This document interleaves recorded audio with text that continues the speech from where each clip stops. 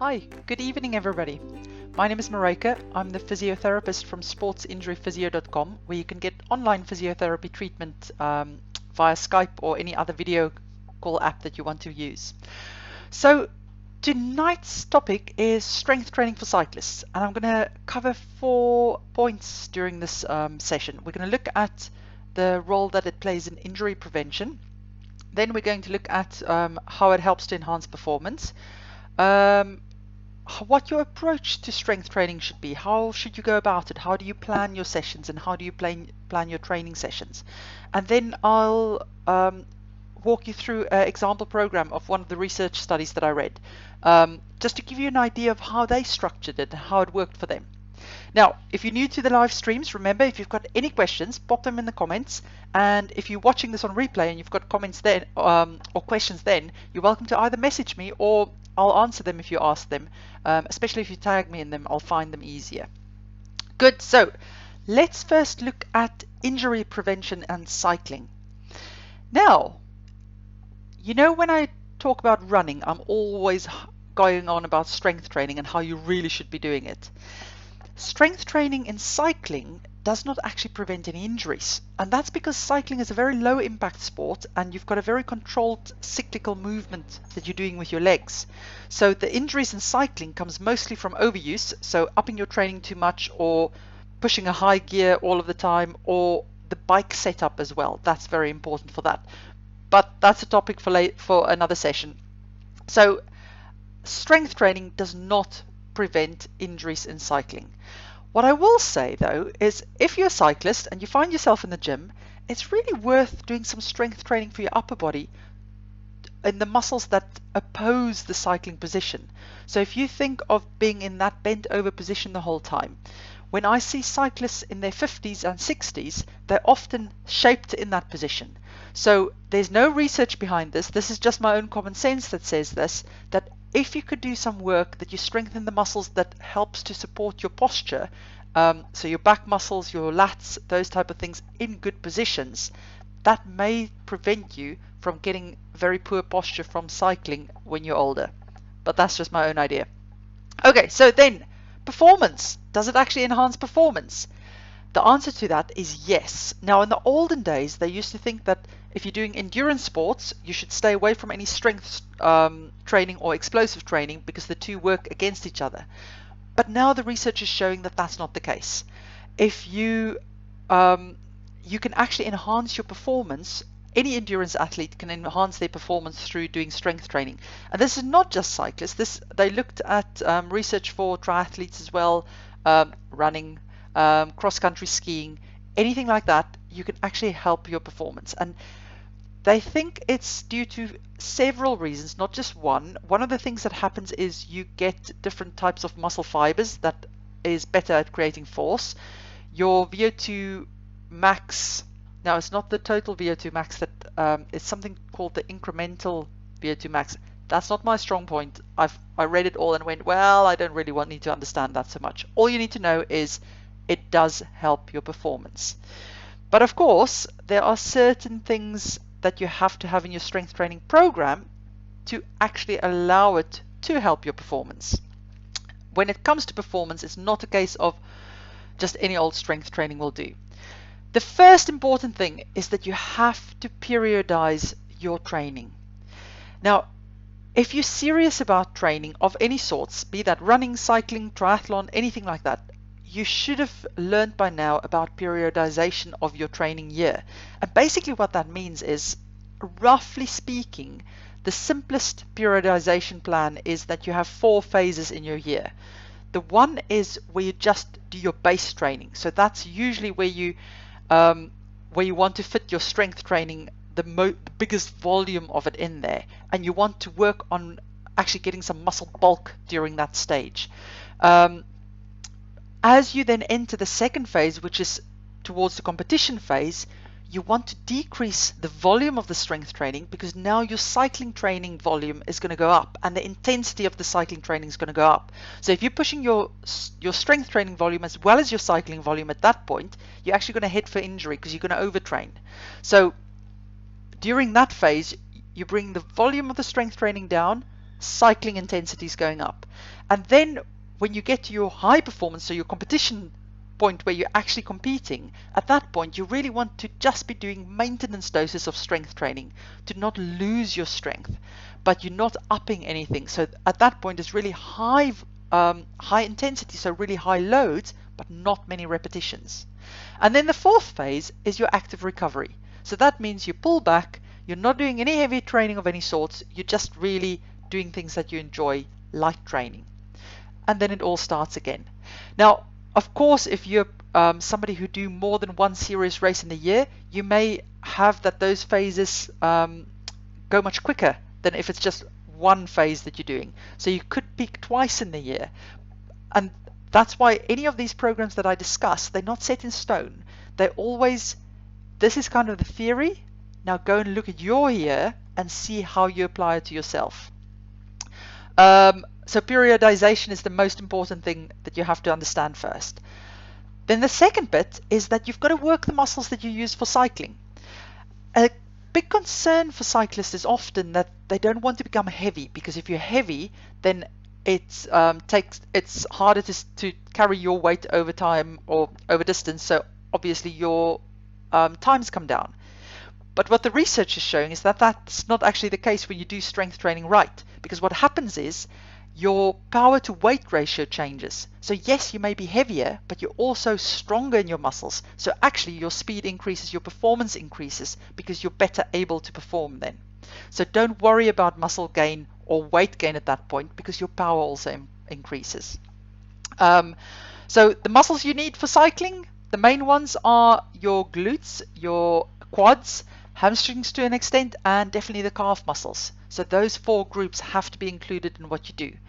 Then also you've got to use them in a similar way that you would use them for cycling. So if we think of the cycling action, squats come to mind. Anything with a leg works in that fashion. Also, the knee tends to work through 90 degrees to just short of full extension. So you definitely want to train it in that range of motion. And you also want to think about single leg exercises, because you push with one leg at a time. So you've got to make it cycling specific. Now, for less trained athletes, so not highly trained, not competitive athletes, the research is showing that heavy, slow resistance training gives better effects and much more performance gains than if you're doing high velocity, lighter load things. So you're looking for heavy, you're looking for slow execution. And you need to do it for at least 12 weeks before you start seeing improvements in your performance. And that's again why you need to really think about your training year and schedule it in the right part of the year. So often that would be the winter time for us in the UK, because that's when cyclists don't compete. That's when they're just getting the base mileage in. Now, for highly trained athletes, so people who are used to strength training, people who are doing cycling to a very high competitive level already, what the research has shown is that they don't get quite as big performance gains as regular untrained athletes if they do heavy, slow resistance. Highly trained athletes need to do more explosive type workouts, so fast, quick movements with heavy loads. Then they get some more performance gains with that. But let me go on to a practical example, because then it will all make sense. So Fulkman et al., they are a group of Scandinavian researchers. They wanted to look at female cyclists specifically, because there's not a lot of research done on female cyclists yet. And they wanted to see if their training program that they devised could help improve their performance. And what they did was they took a group of athletes, and half of them they trained with just endurance cycling training. The other half they gave the endurance cycling training, but they added on a strength training regime as well. And what they found was that the combined group had much better gains in performance after their 11-week program. So I know I've just said you need to do it for 12 weeks to see proper results, but they only used 11 weeks. So again, it all depends on your specific situation. So what they did was 11 weeks of training. Each week they had 2 strength training sessions. Now, also remember that if you're doing a strength training session properly, you need at least 48 hours to recover from that. If you don't give it enough time to recover, you will overwork your muscles and you'll end up with an overuse injury. So it's important to look at where in the week you schedule your strength training as well. So they did 2 sessions a week. They started it off with a warm-up of between 5 to 10 minutes of cycling, and the participants could choose their own rate at which they cycle to warm up. And then importantly, they used 2 to 3 sets of squats to actually warm up for what they were going to do. And the reason for that was they were going to do heavy movements that involved the squat motion. So through doing slightly lighter loaded squats, they could safely warm up the muscles that they were about to use. And that's a very useful warm up, because you have to warm the things up that you're actually going to use during the session. They worked the knee through 90 degrees to full extension, because that's what they decided is what's needed for cycling. And they also included single leg exercises. Now, the exercises that they did, the first one was that they did a half squat in the Smith machine. So that was heavy loaded, double leg action, but only to 90 degrees flexion, because they decided that they don't need any more than that, and there's no use in forcing people into ranges that could potentially cause injuries. Then they also did a one-legged leg press, so the leg press machine, but one leg at a time, to think reference to the cycling action. Also standing on one leg, doing hip flexion, so lifting the leg up against resistance, so that if you think of your feet stuck in cleats, pulling forcefully up. So they wanted to strengthen the hip flexors. And then lastly, quite importantly, ankle plantar flexion, so pointing the toes down, so going up and down on your toes with weight on your shoulders or whatever machine is available to you. So those were their 4 exercises that they used. Now, how they structured their program was as such. And I'm going to explain to you in a minute what I think. If you've never done strength training before, I would say this may be a little bit too quick ramping up of the weights, but I'll explain that to you in a minute.